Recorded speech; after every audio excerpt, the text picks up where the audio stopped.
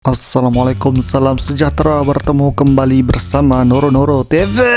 Dalam video ni kita sembang teori mengenai taktik untuk menyelamatkan Megumi. Alright, okay, tanpa membuang masa, jom layan video ni bersama my best friend, my brother Todo Boogie Woogie. Let's get it.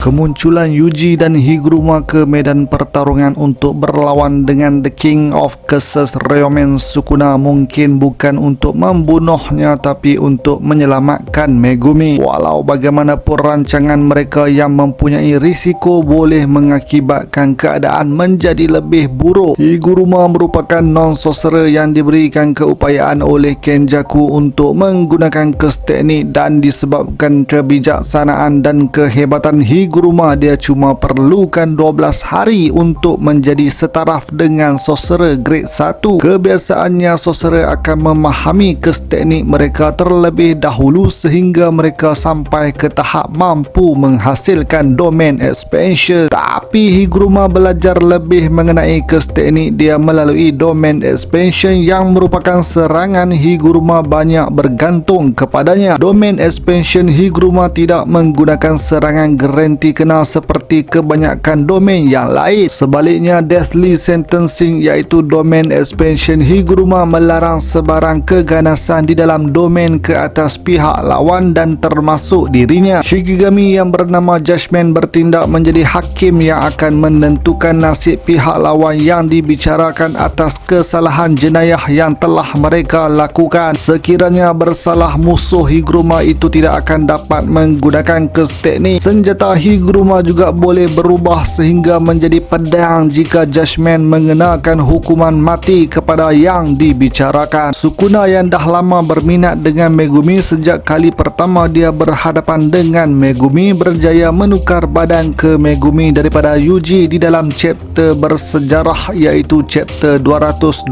Sejak dari itu jiwa Megumi telah menjadi tawanan yang banyak orang tak berhenti berfikir mengenai nasib Megumi yang adakah dia masih hidup. Dengan menggunakan kes teknik Higuruma, jiwa Megumi mungkin boleh dipisahkan dan membuatkan mereka bercakap dengan Megumi tanpa gangguan. Ini hanya boleh berlaku jika Sukuna tidak dapat counter domain expansion Higuruma. Setelah mengambil badan Megumi sebagai vessel, Sukuna dah bunuh kakak dia Fushiguro Sumiki dan cikgu dia Gojo Satoru yang telah menjadikan Megumi makin hanyut dalam kegelapan dan kezaliman Sukuna. Tapi kalau Higuruma seru Megumi sebagai yang tertuduh untuk dibicarakan dalam domain Higuruma, Sukuna tak ada pilihan selain untuk berdiam diri sahaja akibat larangan penggunaan keganasan. Sekiranya jiwa Megumi sudah dipisahkan, teknik bertukar badan atau jiwa yang telah dipelajari oleh Yuji juga boleh dilakukan yang menjadikan Megumi berada dalam badan Yuji dan Yuji kembali menjadi vessel untuk Sukuna. Kalau Yuji dapat kawal Sukuna balik, segala-galanya akan tamat. Tapi harus diingat, Megumi yang dibicarakan mungkin akan beri jawapan yang seperti tidak diharapkan oleh mereka. Seperti Yuji, walaupun Sukuna yang melakukan pembunuhan, Yuji mengaku dan menerima diri dia yang melakukan kesalahan. Megumi boleh juga ditanyakan soalan yang sama dan dia yang telah kehilangan kakaknya sudah tiada semangat untuk meneruskan kehidupan. Tidak mustahil dia akan mengaku yang dia bersalah, bukannya Sukuna. Aku boleh rasakan yang Megumi berasa tidak mampu meneruskan kehidupannya dan dia meminta untuk dirinya dibunuh oleh Yuji dan Higuruma. Ini kerana Megumi juga seperti dengan rela menyerah diri buat Sukuna membunuh kakaknya, manakala Yuji sebelum ini tidak mampu berbuat apa-apa atas Sukuna yang mengambil alih badannya. Higuruma terkejut dengan pengakuan Yuji yang dia sudah tahu Sukuna yang bersalah, bukannya Yuji, dan Higuruma tidak bertanggungjawab pun atas jenayah Sukuna berpandukan panel kod artikel 39